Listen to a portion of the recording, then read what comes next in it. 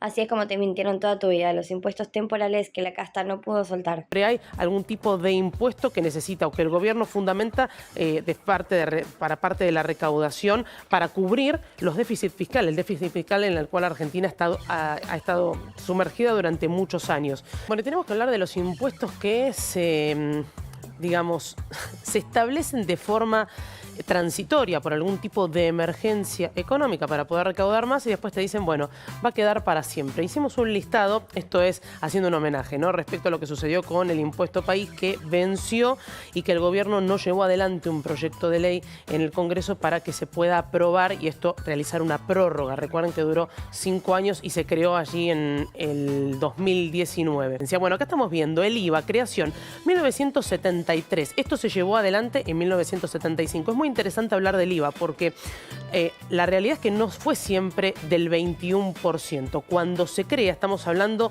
de que valía, digamos, el impuesto era del 13% y después fue fluctuando.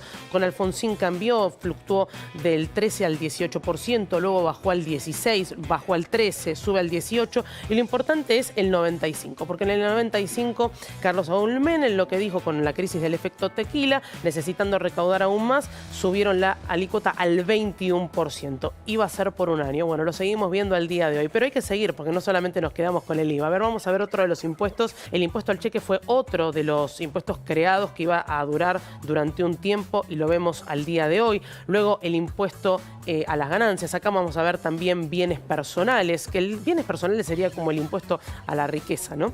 La creación fue en 1991. Lógicamente, durante la emergencia económica veníamos del 89 con la hiperinflación. En el 91 comienza la ley de la convertibilidad y la duración proyectada, bueno, era hasta el 99. ¿Qué pasó con bienes personales? Lo vemos hasta el día de hoy. Lo que les decía recién, el impuesto de crédito, de débitos y créditos al cheque, que se crea en el 2001, en el medio de la crisis económica, todos recordamos lo que fue el corralito, iba a durar menos de 2 años, lo vemos al día de hoy. También está ingresos brutos. Ingresos brutos también fue uno de los creados, les digo, durante los 90, no de los 90, incluso antes. Ingresos brutos, uno de los impuestos más distorsivos que lo comentamos siempre. Y el impuesto país, que por eso hacemos este tipo de homenajes, porque en la Argentina lo que sucede es, ante una emergencia económica siempre hay algún tipo de impuesto que necesita o que el gobierno fundamenta para parte de la recaudación para cubrir los déficits fiscales, el déficit fiscal en el cual Argentina ha estado sumergida durante muchos años.